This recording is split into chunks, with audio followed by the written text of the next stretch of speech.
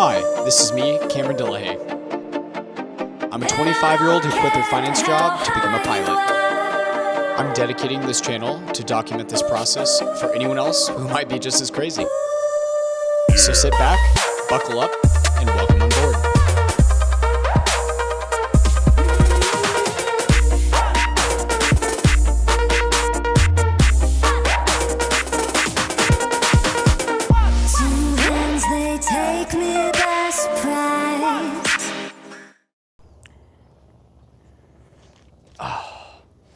Hey there everybody, my name is Cameron. I am 25 years old and I just quit my six-figure finance job to become a pilot. I'm starting this channel really to document this process. I know myself, before I took this giant leap of faith, I sat back and I thought, well, has anybody else had this journey? Do you hear that? So, who am I? What is my backstory? Ever since I was a kid, aviation has been in my blood. My dad was an avionics electrician in Vietnam. He was stationed at Da Nang Air Base. He worked on anything from F-4 Phantoms to Hueys. Particularly, he worked on radios and always made the joke that the Marine Corps taught him how to make a radio out of a coconut. My whole life, I wanted to be an aerospace engineer. I attended Embry-Riddle Aerospace Engineering camps in Prescott. Shout out to Prescott, all you guys out there, go Birds. Now, why did I quit my job? So let's talk about a timeline. 4 years of school, 2 years of internships. Well, they were employment opportunities. I worked at Equitable Advisors. I had to get my Series 7, my Series 66, my SIE, and my Texas Department of Life Insurance, Life and Health Insurance license, all for one job. This was to pursue an advising program with Merrill Lynch Wealth Management. I had a few friends working in the industry at the time. I dedicated about 4 years of my life to doing so. Now, I worked at the Merrill Lynch office in downtown Houston. I spent about a year there. I mentored with some of the most prestigious teams in America. I'm not gonna name drop everybody, but we had tens of billions of assets and less than 100 advisors. So we were one of the most competitive and highly prestigious offices in America. Now, what I realized ultimately was that job, you have to be on call for the rest of your life. When you are directly managing assets for high net worth individuals and families, you are on call 24/7. Some advisors may say they're not, but in reality, when that phone call rings, you're probably gonna answer. When I was working specifically with two groups at Merrill Lynch, I had a very intimate insight as to what a established and successful advisor looks like in its full evolution. What is their workday? What is their work-life balance? How do they manage things? What is the stress level? And if you value money and you have the energy of or the output of a high-paced CEO and you are willing to take great sacrifices in your personal life, it's probably one of the best opportunities you can ever have. Conversely, at 25, I'm at a pivotal point of my life. I want children, I want a family, and preferably in my early 30s, so that gives me less than 10 years to really have a decision made. Now, as I found myself becoming less happy and less content with work, I remember one day, I got home from work at after 7 o'clock. It was like 7:30, maybe 8. It was a long night. I had a Reddit notification, and it was r/aviation, and the article was titled something like, "Why I Quit My Job to Become a Pilot." And full circle moment, here I am doing the same thing. But in this article, it was written by an attorney. I'm gonna see if I can find the article. If not, I'm gonna reference something here just to share with you. But it was a very detailed and intimate account about this associate at a law firm. He was a shareholder or a partner, and essentially walked away from this firm after being there for nearly 10 years. To do what? To be a pilot. How many of you guys, shout out in the comments, do you think someone like that would be crazy? Walking away from a multi-six-figure job, well-established, everything ready to go, family set up, to just pursue something you love. Okay, so I read this article, and then I sat back and I thought to myself,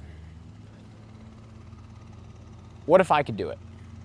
I finished reading the article, I put it away, didn't think about it much. But day by day by day, as I became more stressed and realized I was dissatisfied in my current path in life, I found myself more frequently falling back to that Reddit thread. Almost to the point where I remember being in the shower a few days later, and I kept thinking, I was like, am I really this crazy for thinking about doing the same thing that that attorney did? So once again, I found myself on Reddit in the r/aviation subreddit looking for other people that were going through the same process. And I found some amazing resources: cost, expectations, timelines, employment opportunities. What is the actual process of becoming a pilot? What does that look like? How expensive is it? Is it even feasible? Is it obtainable? So I'm just going to attempt to do this, and I guess in post-production we'll see if you guys are able to hear that helicopter out there, because I can. But we're going to, by the way, shout out to DJI. I just got the DJI Mic 2. And we're gonna see how good it is. Maybe this will be an outdoor test. So little by little, as my frustration with my job kind of compounded, I found myself more frequently thinking about aviation. There's a number of creators on YouTube, I'll link them in the description and also give them credit here and here. But what I realized is I wasn't happy. Oh, how can you complain? You're at a 6-figure job, blah, blah, blah. You're in finance. I'm human. This does not make me less than anybody else. And I would argue, I mean, it was terrifying. It's one of the scariest things I've ever done in my entire life. So as I found myself pondering more and more, I started going to every resource possible: YouTube, Reddit, anything on Google, anything I could find relevant to this conversation. I was reading it, consuming it, and understanding it. So over the course about the next week, my decision and my emotional conviction got stronger. And by this point, I began confiding with my mentors at Merrill and my coworkers and my friends. Once I kind of had feedback from them, I approached my boss, and he advised me to take a week off. He was totally supportive. He said, "Cameron, whatever you want to do, I'm here to support you. Just let me know and we're happy to help." I can't be more grateful for the team and the people that I worked with at Merrill Lynch Houston. So thank you to everybody. You were wonderful. So with that being said, I took the week off, and then I had to formulate my plan. I built a master spreadsheet, which I'm going to do a breakdown either here or I'm going to add it in the future. But I calculated every single cost. What is the timeline? What are flight hours? What is a Cessna 172 rent for? How many gallons per hour? What does fuel cost? What is insurance? What is Part 141 or Part 61 training? What is ATP flight school? So I went down to ATP flight school. I toured the facility here at Ellington Air Force Base. And it was beautiful. Dual G1000 172s, the most pristine aircraft I'd really ever seen. And they quoted me at $116,000. Now I'd ask myself, $116,000. So I asked the instructor, the CFI who was giving me a tour, I said, okay, well, how many flight hours does that come with? And he's like, well, you'll get your private, your multi-engine, your instrument, your CFI and CFII, and your commercial. Okay, well, how many flight hours is that? He said, on paper, it's 220. So I said, okay, 220 flight hours, you're quoting at $116,000. So I went home and I crunched numbers. Okay, well, what is a flight club? What is an air club? What is a smaller flight school? We have Coastal Skies, we have Bay Area, we have Portland Marie, all these different air clubs. What is the cost of a rental? This plane rents for $103 an hour. Well, what is fuel? This plane burns about 7.5 to 8 gallons an hour, $4.50 a gallon here in Texas. Okay, now what does instruction cost? My instructor is $60 an hour. So $60 an hour, $450 an hour times 8, it's about $35 and change. We're gonna say all in $200. $200 per hour. Now if I fly 40 hours to get my private at $200 an hour, that's $8,000.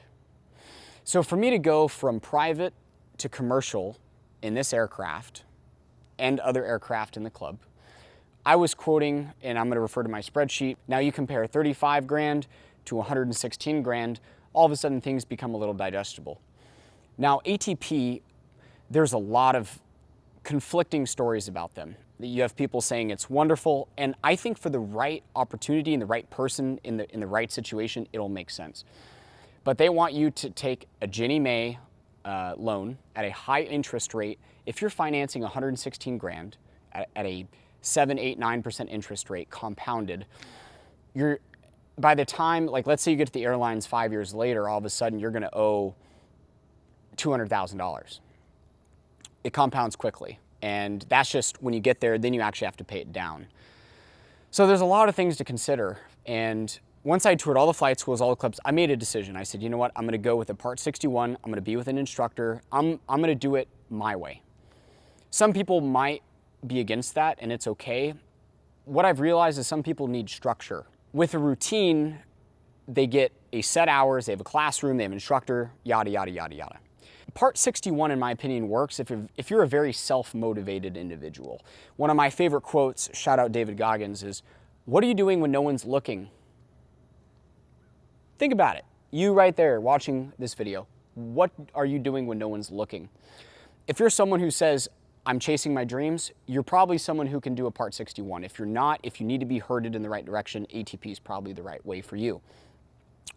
Now that's contingent in the fact that you find a quality instructor at a quality program who can give you the right training and set you up for a commercial interview.